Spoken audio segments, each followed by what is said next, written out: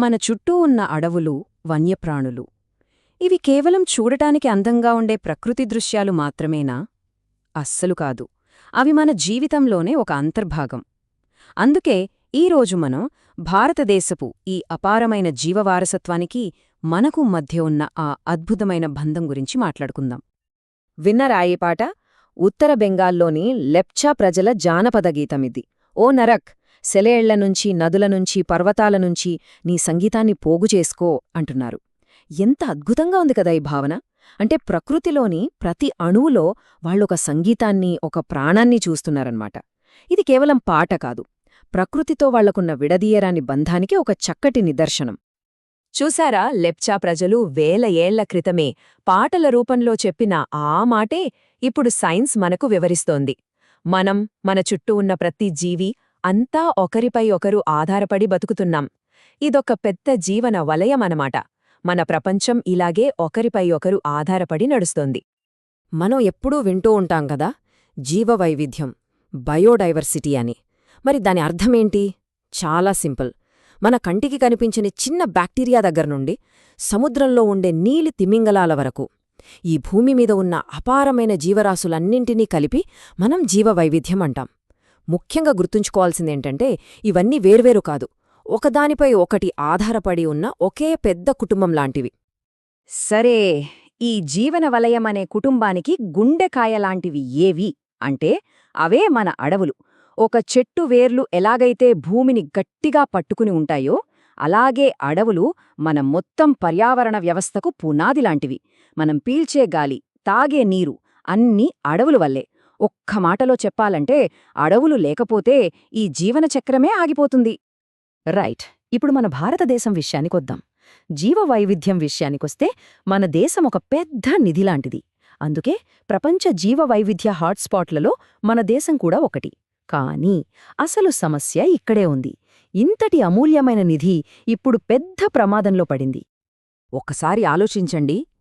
ఉత్తరాన మంచు కప్పిన హిమాలయాల నుంచి, దక్షిణాన కన్యాకుమారి వరకు, పడమట ఎడారుల నుండి, తూర్పున దట్టమైన వర్షారణ్యాల వరకు మన దేశంలో ఉన్నన్ని రకాల భౌగోళిక పరిస్థితులు బహుశా మరే దేశంలోనూ లేవేమో. అందుకే మన దగ్గర ఇన్ని రకాల జీవరాశులున్నాయి. ఇది నిజంగా ప్రకృతి మనకిచ్చిన ఒక గొప్ప వరం. అయితే ఇక్కడే మనల్ని ఆలోచింపజేసే ఒక పెద్ద ప్రశ్న ఎదురవుతుంది. ఇంతటి అపారమైన సహజ సంపద మన సొంతమైతే మరి ఈరోజు అది ఎందుకు ఇంత తీవ్రమైన ఒత్తిడిలో ఉంది? ఎందుకు ప్రమాదంలో పడింది? ఒకవైపు ఇంతటి అందమైన ప్రకృతి, మరోవైపు దాన్ని నాశనం చేస్తున్న మనం. ఈ రెండింటి మధ్య నలిగిపోతోంది మన జీవసంపదే. కారణాలు మన కళ్ల ముందే ఉన్నాయి. అన్నిటికన్నా ముఖ్యంగా అడవులని విపరీతంగా నరికేస్తున్నాం. మన పర్యావరణం పట్ల మనకు ఏమాత్రం సున్నితత్వం, ఒక రకమైన శ్రద్ధ లేకుండా పోయింది. దీనివల్ల ఏమవుతోంది? వన్యప్రాణులు వాటి నివాసాలను కోల్పోతున్నాయి. వాటికి ఉండటానికి చోటు లేదు. దీనికి తోడు వేట, అక్రమ వ్యాపారం ఇవన్నీ కలిసి మన జీవవైవిధ్యాన్ని ప్రమాదమంచుకు నెట్టేస్తున్నాయి. సరే, పరిస్థితి ఇలా చెయ్యి దాటిపోతుండటంతో ప్రభుత్వం రంగంలోకి దిగింది. 1960లు, 70లలో పర్యావరణవేత్తలు పెద్ద ఎత్తున ఉద్యమించారు. దాని ఫలితంగా 1972లో ఒక చాలా కీలకమైన చట్టం అమల్లోకొచ్చింది. అదే భారతీయ వన్యప్రాణి సంరక్షణ చట్టం. అదొక మైలురాయి. ఆ తర్వాత 1973లో మన జాతీయ జంతువు పులిని కాపాడటానికి ప్రాజెక్ట్ టైగర్ మొదలైంది. ఆ తర్వాత కాలంలో కీటకాలను, చివరికి మొక్కలను కూడా ఈ చట్టం పరిధిలోకి తీసుకొచ్చారు. ఈ సంరక్షణ ప్రయత్నాల్లో ఒక ఐకానిక్ స్టోరీ ఉంది. అది మన జాతీయ జంతువైన పులి కథ. ఇది కేవలం ఒక జంతువు కథ కాదు, అంతరించిపోయే అంచుకు చేరుకున్న ఒక జాతిని కాపాడుకోవడానికి మన దేశం చేసిన ఒక గొప్ప పోరాట గాథ ఇది. ఒకసారి ఊహించుకోండి, 20వ శతాబ్దం మొదట్లో మన దేశ అడవుల్లో ఎన్ని పులులుండేవో తెలుసా? ఏకంగా 55,000. అవును, 55,000 పులులు స్వేచ్ఛగా తిరిగేవి. ఆ సంఖ్య వింటుంటేనే ఎంత గర్వంగా ఉందో కదా.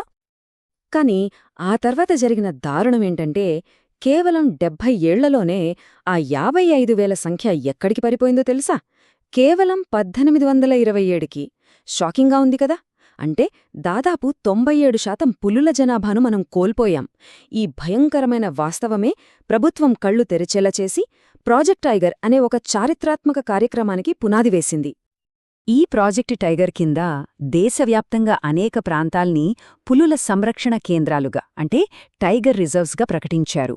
ఉత్తరాఖండ్లోని కార్బెట్ నేషనల్ పార్క్ నుంచి పశ్చిమ బెంగాల్లోని సుందర్బన్స్ వరకు, మధ్యప్రదేశ్లోని బాంధవఘడ్ నుంచి కింద కేరళలోని పెరియార్ వరకు దేశం నలుమూలల పులుల రక్షణకు ఒక పెద్ద యజ్ఞంలా చర్యలు చేపట్టారన్నమాట.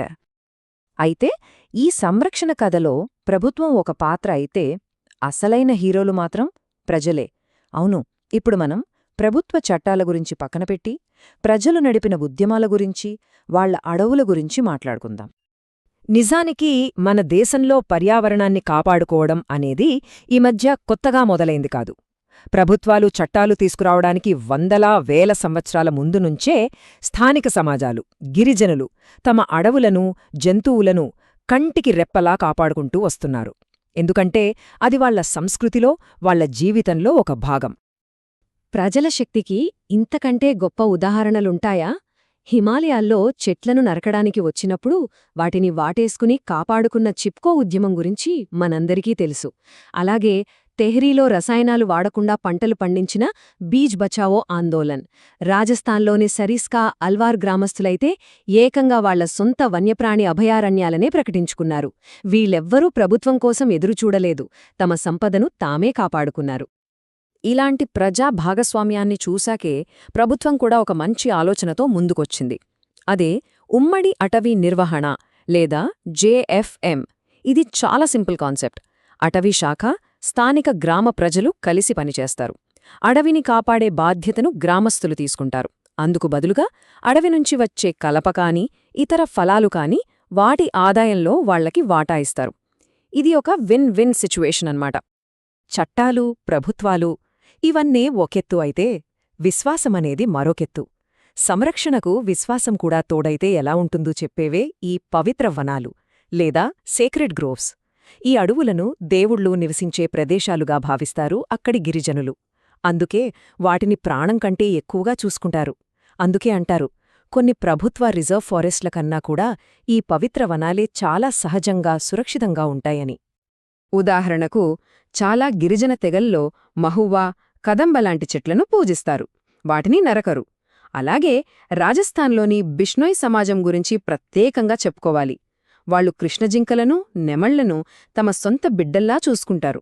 ఇలాంటి నమ్మకాలు, ఆచారాల వల్లే ఈరోజు ఎన్నో వృక్ష, జంతుజాతులు అంతరించిపోకుండా మన మధ్య బతికున్నాయి. సరే, ఇప్పటిదాకా మనం 2 కోణాలను చూశాం. ఒకటి ప్రభుత్వాలు చట్టాల ద్వారా చేస్తున్న సంరక్షణ.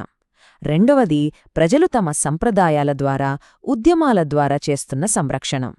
ఇప్పుడు ఈ రెండింటినీ కలిపి మన భవిష్యత్తు ఎలా ఉండాలో ఒకసారి చూద్దాం. ఈ మొత్తం విశ్లేషణ నుంచి మనం నేర్చుకోవాల్సిన ఒకే ఒక గొప్ప పాఠముంది.